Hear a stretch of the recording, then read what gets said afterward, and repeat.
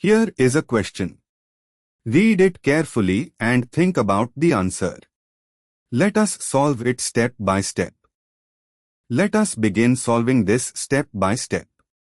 The starting compound is 4-nitrophenol, p-nitrophenol, which has an OH group and a number 2 group at para positions on a benzene ring.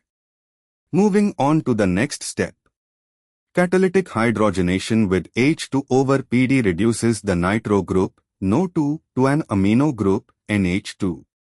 The OH group is unaffected under these mild conditions. Product A is 4-aminophenol, p-aminophenol, which has OH and NH2 groups at para positions. Moving on to the next step.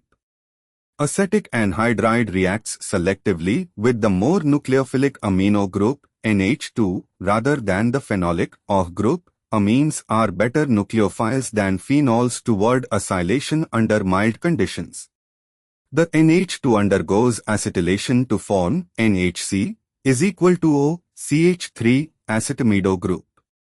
The OH group remains intact. And for the final step, the product has a benzene ring with an OH group and an NHC is equal to O CH3 acetamido group at para positions. This is 4-acetamidophenol, which is indeed paracetamol, acetaminophen. Option A shows O-acetylation, ester formation, at OH and free NH2 incorrect product. Option B shows OH intact and NHC is equal to O CH3 acetamido at para position. This is correct paracetamol structure. Option C shows both OH and NH2 remaining with a ketone group, incorrect. Option D shows NH2 and OH without acetylation. This is just 4-aminophenol, compound A, not B. Therefore, the correct answer is B.